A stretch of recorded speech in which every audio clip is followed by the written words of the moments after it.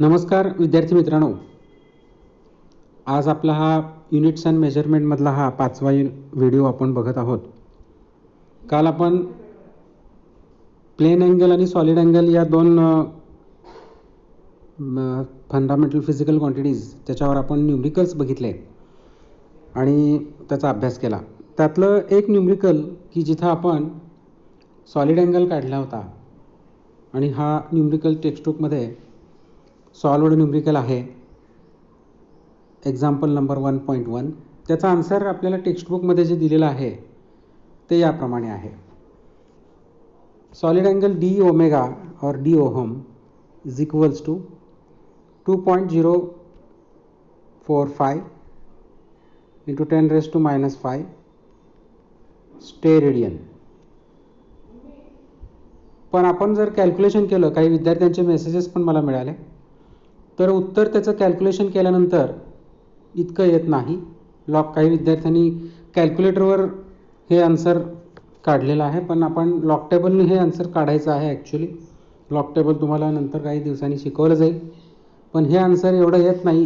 हे 2.045 एवढं आन्सर येत नाही. मग किती येतं? तर त्याचं आन्सर येतं 6.428 इंटू 10⁻⁻5 स्टेरेडियन. हे इतकं आन्सर या ठिकाणी येतं. तर तुम्ही ते पुस्तकामध्ये पण दुरुस्ती करून घ्या, तुमच्या वहीमध्ये सुद्धा ती दुरुस्ती करून घ्या आणि आन्सर एवढं 6.428 इंटू 10⁻⁻5 स्टेरेडियन हे इतकं आन्सर तुम्ही नोट करून घ्या.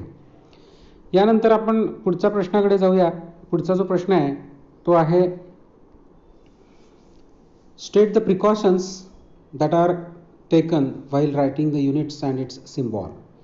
आपण SI युनिट्सचा जो आपण अभ्यास करत आहोत त्या SI युनिट्समध्ये आपण जेव्हा कुठल्याही एखाद्या फिजिकल क्वांटिटीचं युनिट लिहित असतो SI युनिट, तर काही नियम आहेत की ज्या नियमांना अनुसरून आपण या ठिकाणी उत्तर लिहायचं आहे. मग ते नियम काय आहेत, कशा पद्धतीनं आपण ते लिहायचं हे आपण आता इथं बघणार आहोत. तर आता आपण काय नियम आहेत, कोणते प्रिकॉशन्स आहेत, कन्व्हेन्शन्स पुस्तकामध्ये ह्या प्रश्नाचं इथं प्रिकॉशन्सच्या जागी तिथं लिहिलेलं आहे कन्व्हेन्शन्स. कन्व्हेन्शन्स म्हणजे संकेत. कन्व्हेन्शन्सला मराठीत काय म्हणायचं? संकेत. कोणते संकेत वापरायचे युनिट्स लिहिताना? एककं आपण जी लिहितो प्रत्येक फिजिकल क्वांटिटीची, प्रत्येक भौतिक राशींची, ती एककं लिहित असताना कोणते संकेत किंवा कोणते नियम वापरायचे हा प्रश्न या ठिकाणी आपण बघूया आणि त्या नियमांचा उपयोग करून आपण प्रत्येक युनिट लिहिताना त्याप्रमाणे करूया. ओके, तर एक एक आपण या ठिकाणी रूल्स किंवा प्रिकॉशन्स, कन्व्हेन्शन्स बघूया आपण. पहिलं इथं पहिलं आहे, full name of unit always start with a small initial letter even if unit is named after a person or a scientist name. म्हणजे याचा अर्थ नेमका काय पहा. आपण समजा एखादं युनिट लिहितो आहे. आता उदाहरणार्थ या ठिकाणी आपण घेऊया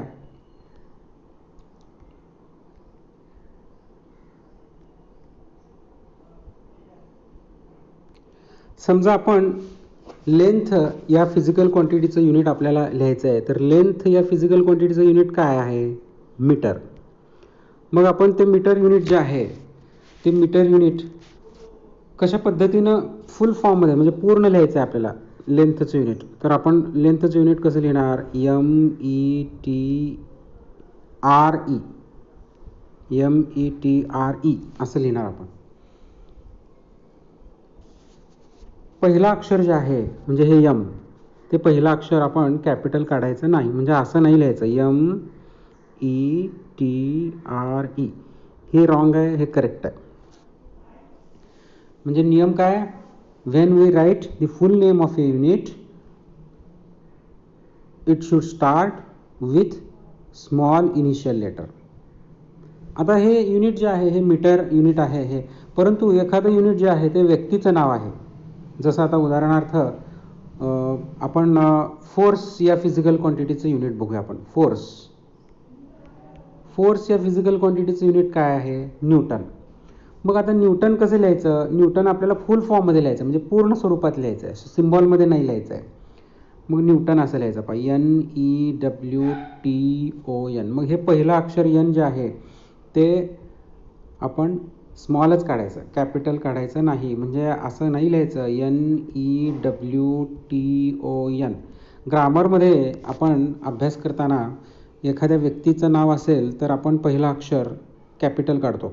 in grammar when we write in English grammar, when we write the name of a person, then the first letter is always written as a capital. But in this case, when we write the full name of a unit, then the unit is named after a person, then the first letter should be written small, even if the unit is named after a person. For example, the unit of force is a Newton, which is the name of a person, and the first letter of that unit, that is Newtonian, is always written in a small letter when we write its full name. पूर्ण स्वरूपात जेव्हा आपण लिहित असतो तेव्हा पहिला अक्षर small काढायचं. असं मग कुठलंही, आता हे युनिट सायंटिस्टचं नाव असेल तेव्हाही असंच करायचं, किंवा असं हे दुसरं कुठलं एखादं युनिट असेल तेव्हाही असंच करायचं. म्हणजे फर्स्ट रूल काय झाला, फर्स्ट प्रिकॉशन काय झाले, फर्स्ट कन्व्हेन्शन काय झालं, when we write the SI unit, if it is a unit which is named after a person or scientist name, then the first letter should be written small. आता generally आपण दोन्ही मिळून सांगूया. Full name of a unit always starts with small initial letter. This is the small initial letter M. Full name of a unit always starts with small initial letter, even if that unit is named after a person or a scientist name. अशा पद्धतीनं हा पहिला नियम झाला. तर दुसरा, symbols of units are must be written in a small letter, but symbol for unit which is named after a person or scientist name, it should be written in capital letters. म्हणजे नेमकं काय पहा, समजा आपल्याला एखाद्या SI युनिटचं symbol लिहायचं आहे. जसं आत्ता मगाशी मी लेंथ या फिजिकल क्वांटिटीचं युनिट सांगितलं मीटर. मग आता मीटर आपण पूर्ण स्वरूपात कसं लिहायचं, हे असं लिहायचं METRE. आणि मग ते मीटर जे आहे हे आपल्याला सिम्बॉलमध्ये लिहायचं आहे. तर ते पहिलं अक्षर M जे आहे ते स्मॉल फक्त M असं लिहायचं, फक्त M लिहायचं. आणि मग ते असं नाही लिहायचं बिग एम या पद्धतीनं नाही लिहायचं. This is wrong, this is correct. मग हे असं जनरली झालं. पण समजा एखाद्या व्यक्तीचं जर नाव असेल, म्हणजे जसं आता व्यक्तीचं नाव असलेलं युनिट असेल, म्हणजे जसं आता फोर्स या फिजिकल क्वांटिटीचं युनिट आपण पूर्ण फॉर्ममध्ये कसं लिहितो, फुल फॉर्ममध्ये NEWTON. पहिलं अक्षर स्मॉल काढतो. आणि सिम्बॉलमध्ये लिहायचं असेल तर पहिलं अक्षर बिग एन काढायचं, ते मात्र स्मॉल एन नाही काढायचं. आणि असं स्मॉल एन असं नाही काढायचं, बिग एन लिहायचं. म्हणजे नियम काय झाला, symbols of units must be written in small letter. म्हणजे कुठल्याही SI युनिटचं सिम्बॉल लिहायचं असेल तर कसं लिहायचं, स्मॉल लेटर लिहायचं. But if that unit is named after a person or scientist name, then the first letter should be drawn capital, then it should be written in capital letter, means begin. असं हे आपण या ठिकाणी हा rule आहे. तो second rule मला वाटतं कळाला असेल तुम्हाला. दुसरा रूल काय, परत एकदा, symbols of units are must be written in a small letter, but symbol for unit which is named after a person or scientist name, it should be written in capital letter. हा नियम आपण use करायचा. काही उदाहरणं या ठिकाणी दिलेले आहेत. जसं आता बघा इथे एक दुसरं उदाहरण आहे. एनर्जीचं युनिट आहे जूल. पहा, तर जूल हे सायंटिस्टचं नाव आहे, त्यामुळे ते कसं लिहायचं, बिग जे.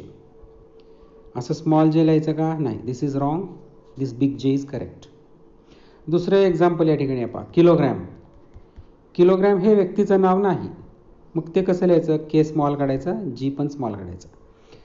हे के कॅपिटल आणि जी स्मॉल असं हे रॉंग आहे, this is correct, this is wrong. अशा प्रकारे हा दुसरा नियम झाला. आता पुढचा नियम, तिसरा नियम, symbols of units are always written in singular form. Singular form म्हणजे एकवचनी. म्हणजे कुठल्याही युनिटचं सिम्बॉल लिहायचं असेल कुठल्याही फिजिकल क्वांटिटीचं युनिटचं सिम्बॉल जर लिहायचं असेल तर ते नेहमी एकवचनी स्वरूपात लिहायचं. It should be written always in A singular form. म्हणजे कसं बरं, आता फॉर एक्झाम्पल मला दाखवतो. आता इथं आहे पहा. आता एखाद्या पट्टीची लांबी आहे 10 मीटर. मग तिथं 10 मीटर्स असं लिहायचं नाही, हे असेल सिंग्युलर एकवचनी स्वरूपात लिहायचं.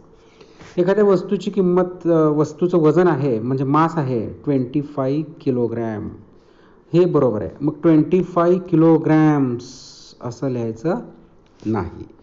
तर हा झाला तिसरा नियम. आणि चौथा शेवटचा 4च मी इथं नियम घेतलेत, जे महत्त्वाचे आहेत तेच घेतलेत. चौथा नियम काय बघा, फुल stop or any other punctuation mark should not be written after symbol of unit. म्हणजे ते युनिट जेव्हा तुम्ही लिहिता, सिम्बॉल जेव्हा लिहिता, आता फॉर एक्झाम्पल एम लिहिता, तर त्याच्यापुढं फुल स्टॉप नाही द्यायचा, किंवा क्वेश्चन मार्क नाही द्यायचा, किंवा एक्सक्लेमेटरी मार्क उद्गारवाचक चिन्ह नाही द्यायचं. कुठल्याही प्रकारचं पंक्च्युएशन मार्क त्या ठिकाणी त्या सिम्बॉलच्या नंतर द्यायचं नाही, किंवा when you write the symbol of a unit. Okay, so these are the 4 rules while writing the SI unit. आता तुम्ही काय करायचं आहे, हे चारही नियम जे आहेत, रूल्स जे आहेत, प्रिकॉशन्स, कन्व्हेन्शन्स, रूल्स, याला तुम्ही असं काही म्हणू शकता. हे नोटबुकमध्ये आता हे जे PDF फाईल मी जे पाठवतो आहे हे नोट करून ठेवा. आणि मग आपण पुढच्या वेळेस डायमेन्शन्स हा एक महत्त्वाचा टॉपिक आहे, तो आपण बघूया. Okay, thank you all of you.